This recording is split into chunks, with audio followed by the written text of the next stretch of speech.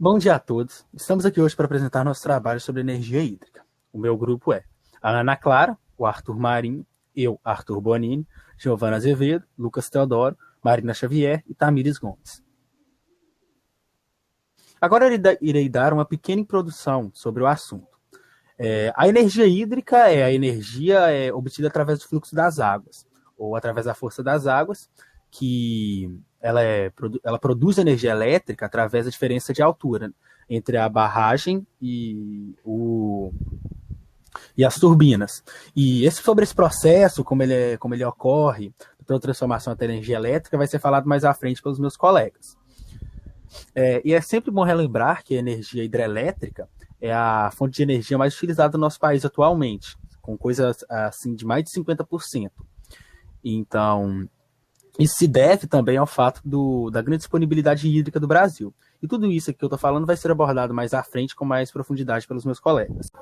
Agora a gente vai falar um pouquinho sobre o uso dessa energia hídrica durante o tempo. O moinho d'água ele já era utilizado desde o século II a.C.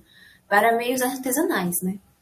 Porém, esse uso ainda não era muito utilizado, pois existiam escravos, obras de mão escrava, que realizavam esses trabalhos. Ele só se difundiu mesmo no século IX, lá no Ocidente. Na Idade Média, por exemplo, se fazia o uso do moinho com roda palmada, que era uma roda d'água que ficava na horizontal, e o outro com a roda d'água disposta na vertical, que era um vitruviano. Então a gente também tem o Comfort Mill, que foi o primeiro tia industrial que usava a força da água, o que contribuiu para a expansão da produção e do comércio do Império Britânico.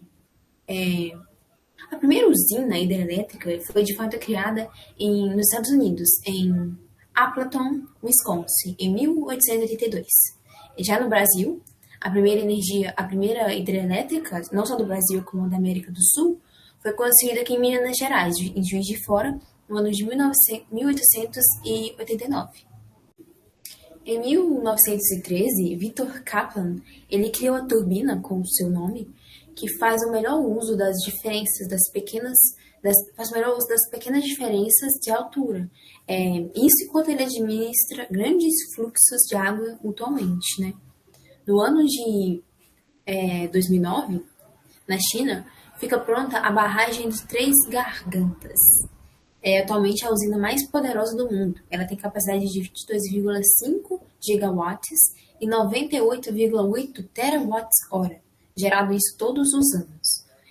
Já em 2019, a energia hidrelétrica ela gira em torno de 90% da produção mundial de fontes renováveis e contribui com 17% da capacidade instalada no total do mundo, né? A energia hídrica no Brasil e no mundo. O Brasil é o terceiro lugar no mundo em potencial hidrelétrico. Ele vem logo depois de Canadá e Estados Unidos. Além disso, ele é o terceiro país com maior potencial hidráulico, que vem atrás da Rússia e da China, o que nos dá um grande potencial de produzir energia a partir das hidrelétricas. Reflexo disso é que 65% da nossa energia elétrica gerada no país vem delas. Existem pouco mais de 100 usinas hidrelétricas espalhadas pelo Brasil, das quais se destacam a Usina Hidrelétrica de Itaipu, uma binacional, que fica no Rio Paraná, a Hidrelétrica de Belo Monte, que fica no Rio Xingu, no Pará, a Hidrelétrica de Tucuruí, no Rio Tocantins, também no Pará, a Hidrelétrica de Jirau, no Rio Madeira, em Rondônia, e a Hidrelétrica de Santo Antônio, no Rio Madeira, na Rondônia também. Como a China é um país com grande potencial hídrico, é justificável que a maior usina hidrelétrica do mundo seja a usina de Três Gargantas, que fica na província de Hubei, também na China. A segunda maior usina do mundo é a de Itaipu, também considerada uma das 7 maravilhas do mundo moderno, de acordo com a ASCE, e produz 20% de demanda nacional do Brasil e 95% da demanda paraguaia de energia elétrica.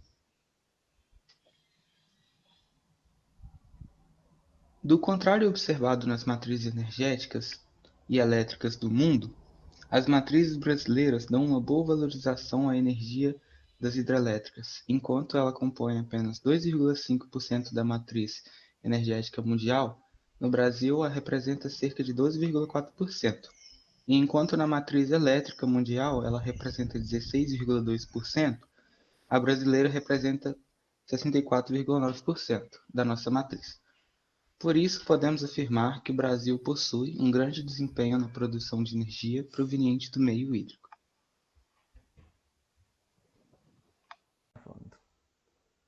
A energia hídrica é o aproveitamento da energia cinética contida no fluxo de massas d'água em uma usina hidrelétrica.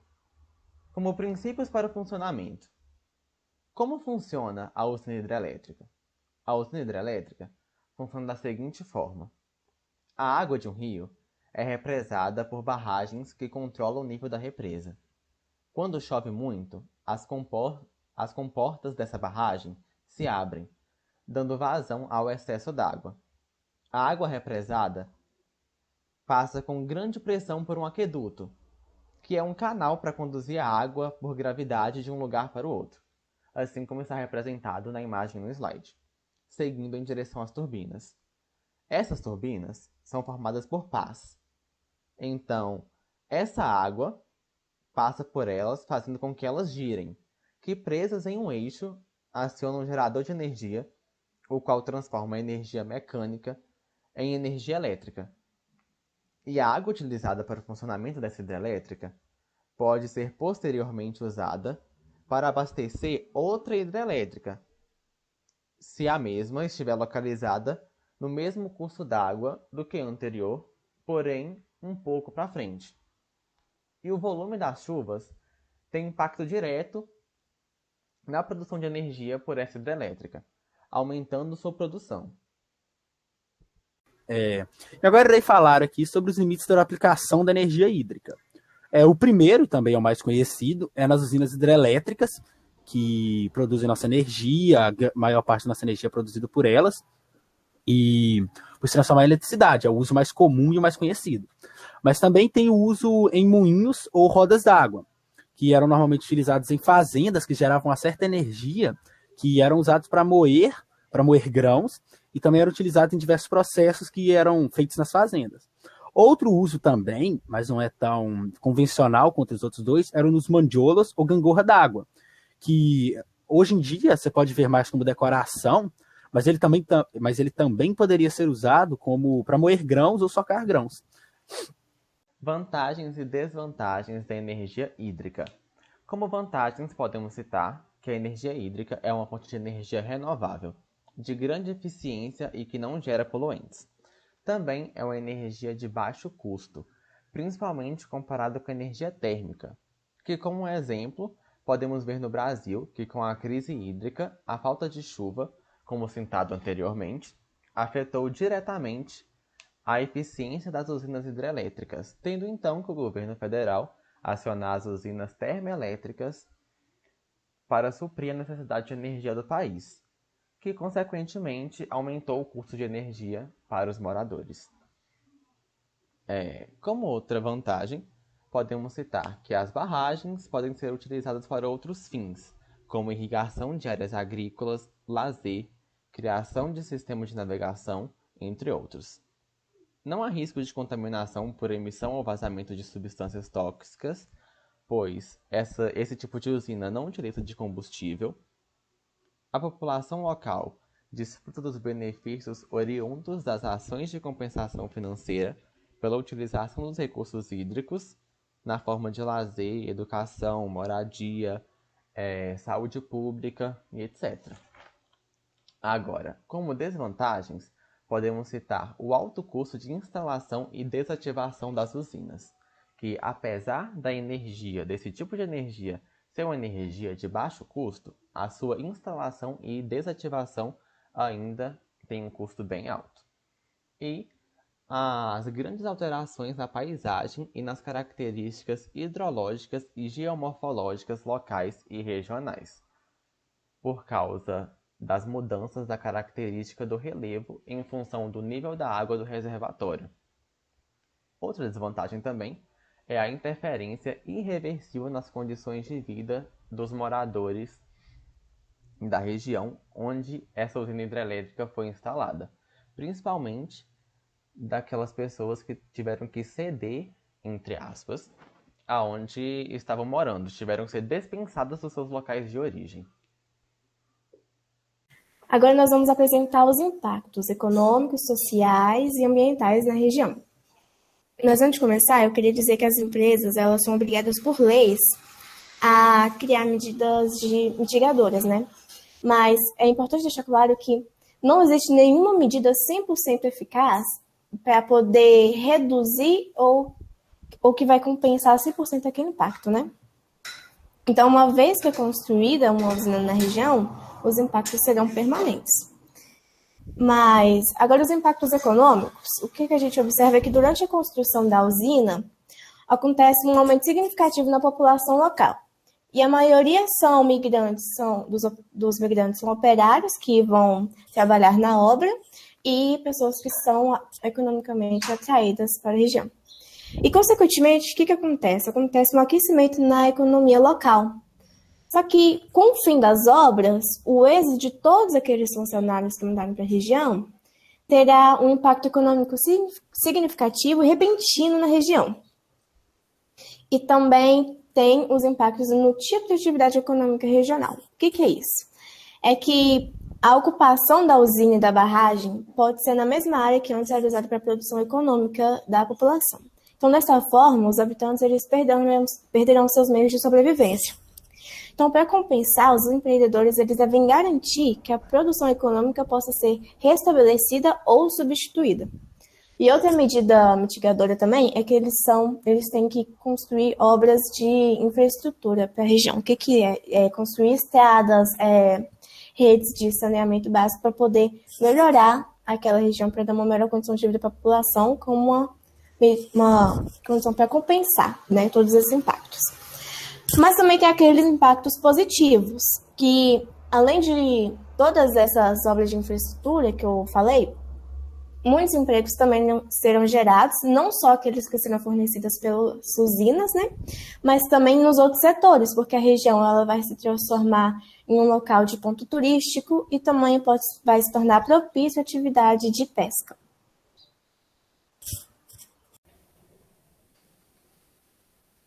Assim como os impactos econômicos, a gente também tem os impactos sociais, como, por exemplo, os culturais, decorrentes da construção dessa nova usina, né?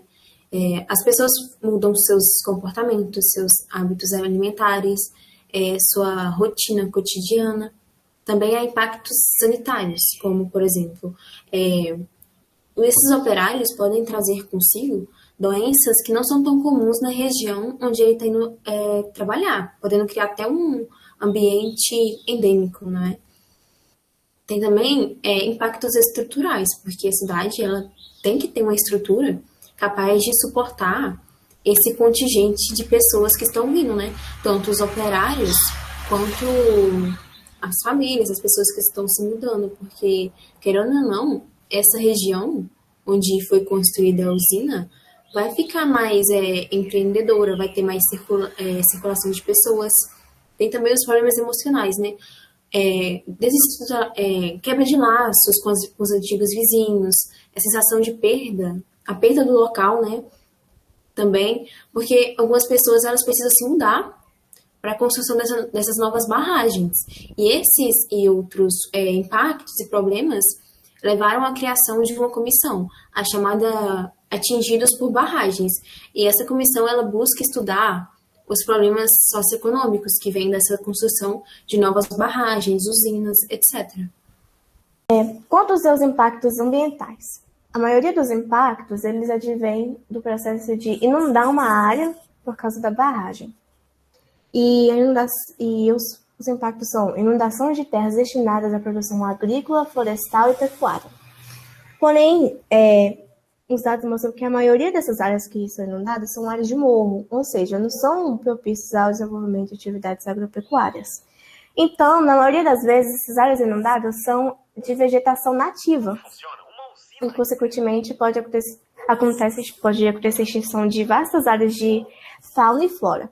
Quanto à fauna, a empresa é obrigada a retirar todos os animais daquela região e enviar para uma que não vai ser inundada. Só que o que acontece? Nessa região que esses animais serão enviados, vai acontecer um aumento na competitividade por alimento, o que vai causar um desequilíbrio ecológico na região. E nós também vamos ter perdas de paisagens. Agora, nessa área inundada, em questão da vegetação, a empresa ela também tem que desmatar toda aquela área. Só que como é uma área muito grande, é praticamente impossível você fazer aquilo. Então, eles inundam com a vegetação. E como consequência, além da perda de paisagem, como eu já falei, acontece também alteração nas propriedades químicas da água, como a eutrofização dela. O que acontece? A vegetação que foi inundada, ela vai começar a se decompor debaixo d'água e vai acontecer um aumento da quantidade de nutrientes na região. E vai acontecer a proliferação de algas e o aumento do nível de oxigênio dissolvido, que vai ter um impacto na vida marinha e na qualidade da água. Agora, também temos impactos na questão física do rio. Por exemplo, as margens e o seu volume. Por quê? Porque durante o curso normal do rio, muitos sedimentos eles são transportados ao longo do seu leito, né? E é importante para manter o seu ecossistema ali vivo. Esses nutrientes, esses sedimentos, esses nutrientes, eles alimentam aquele ecossistema, né? Por assim dizer. Então, quando se constrói uma barragem e uma represa, a velocidade desse rio ele vai ficar mais lento. Então, a maioria desses sedimentos eles vão se depositar no fundo da barragem. E também a questão do curso do rio, ele também é importante para as características físicas do rio, como as margens, porque ele vai moldando, né, as margens. Então, é importante para manter essas regiões estáveis. Então, quando a gente tem uma diminuição nesse ritmo, como consequência, acontece a erosão do rio, deixando ele mais raso. E tem também na questão do volume da água. Por quê? Porque quando a gente está em um período de estiagem, com pouca chuva, a represa ela vai reter essa água dentro da barragem para poder produzir energia elétrica. Então, o rio ele vai diminuir o seu volume, entende? E também há outras alterações na água, como a alteração da temperatura da água. Por quê? Porque a água da superfície da barragem ela é mais quente do que aquela do rio que vai abastecer ela. Só que durante o verão, a água do fundo do reservatório é menor e a da superfície é maior. Só que no inverno isso altera. A mais fria fica em cima e a embaixo fica mais quente. E pode causar um desequilíbrio no ciclo da vida aquática. E nós temos também o crescimento da salinidade da água. Por quê? Porque aumenta a área, mais a área de contato com o solo vai aumentar a evaporação. E tem a interrupção do caminho natural da migração de peixes durante o período reprodutivo. A barragem ela vai ser um obstáculo para esses peixes.